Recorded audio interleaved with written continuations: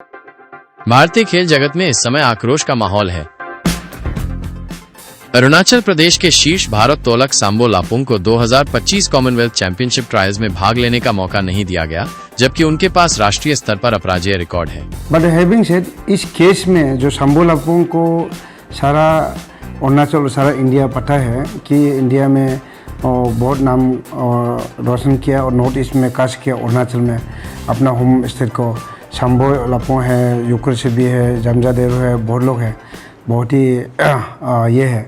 तो इस वक्त जो केस में आया है जिसने उसको ट्रेल के लिए सिलेक्ट कर नहीं पाया, मुझे भी, मैं सारा डाटा को मांगा है, मुझे भी देखने लगा ये बहुत ही इनजस्टिस हुआ है और हो रहा है।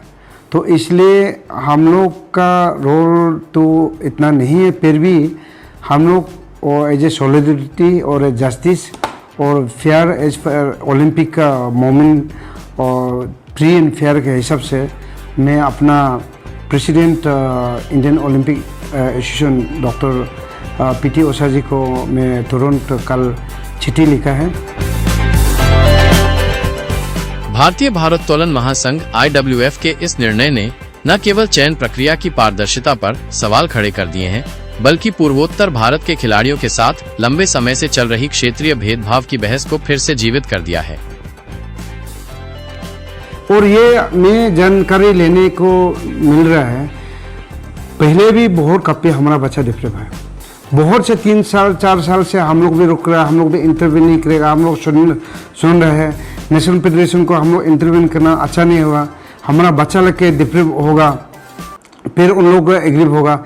ये हम लोग को बात को बहुत ही रजिस्ट के रखा है, निकला नहीं, लेकिन आज कम्पेल हो गया, सिचुएशन कम्पेल हो गया और कि जो सांबो लापुंग को जो कर रहा है, ये सांबो लापुंग ये फर्स्ट केस नहीं है, बहुत सा आपका युकर से भी को भी देरो को भी बहुत, बाकी हमारा नॉर्थ ईस्ट को और भी अनरिपोर्टेड बहुत होगा, बहुत लोग होगा, मैं नाम नहीं लूँगा, बहुत डिफरेंट क्या।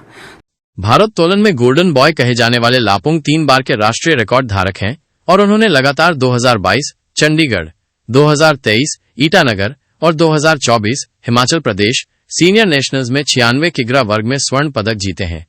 बावजूद इसके IWF ने हरियाणा के हर्षित सहारावत को चुना, जो एक भारी वर्ग में प्रतिस्पर्धा करते हैं और जिनका रिकॉर्ड लापुंग की तुलना में कमजोर रहा है।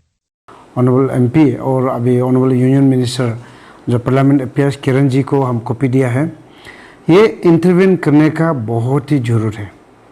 यहाँ बिल्कुल ये फेयर ट्रेड नहीं हो रहा है, यहाँ सिलेक्शन उनको गाइडलाइन में दिया है, ये प्री प्लान का गाइडलाइन है, ये प्री प्लान का गाइडलाइन बनाया है जिसमें हमारा बच्चा को, हमारा एथलीट को सिलेक्ट नहीं करने के लिए। सूत्रों के अनुसार चयनित खिलाड़ी सहारावत और भारोत्तोलन महासंघ के वर्तमान अध्यक्ष सहदेव यादव दोनों उत्तर प्रदेश से हैं, जिससे चयन में क्षेत्रीय पक्षपात के आरोप लगने लगे हैं। आलोचकों का कहना है कि लापुंग ने सहारावत को कई बार हराया है। 2023 के नेशनल्स में लापुंग ने 338 किग्रा वजन उठाया, जबकि सहारावत 328 किग्रा के साथ सिल्वर तक ही सीमित रहे।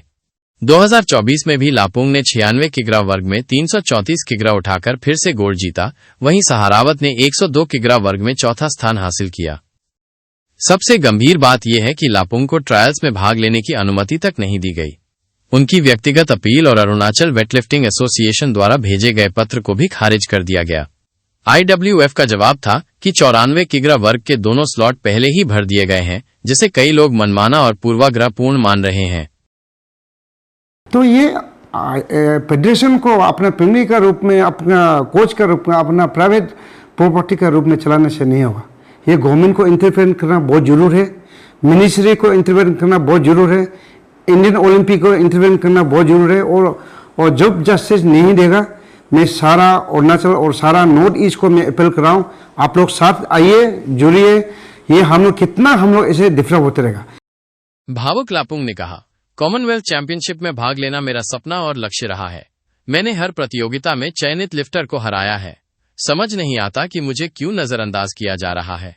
उन्होंने ये भी कहा कि ये केवल व्यक्तिगत गौरव के लिए नहीं था, मैं अरुणाचल और पूर्वोत्तर के युवाओं को प्रेरित करना चाहता था। ये मामला एक बड़ी समस्या की बानगी है। पूर्वोत्तर राज्यों के खिलाड़ियों को अक्सर राष्ट्रीय चयन, सुविधाएं और मीडिया में उचित स्थान नहीं मिलता। काफी लोग 100 लोग डिफरेंट हो चुका है, नॉर्थ ईस्ट का खास करके बहुत सा डिसिप्लिन में मैं ही बोलूँगा। भारत सरकार ने देश को खेल महाशक्ति बनाने के लिए एक पैकेज की घोषणा की थी, लेकिन इसमें पूर्वोत्तर के लिए कोई विशेष ध्यान नहीं रखा गया, जबकि दुनिया जानती है कि भारत का असली खेल हब पूर्वोत्तर है।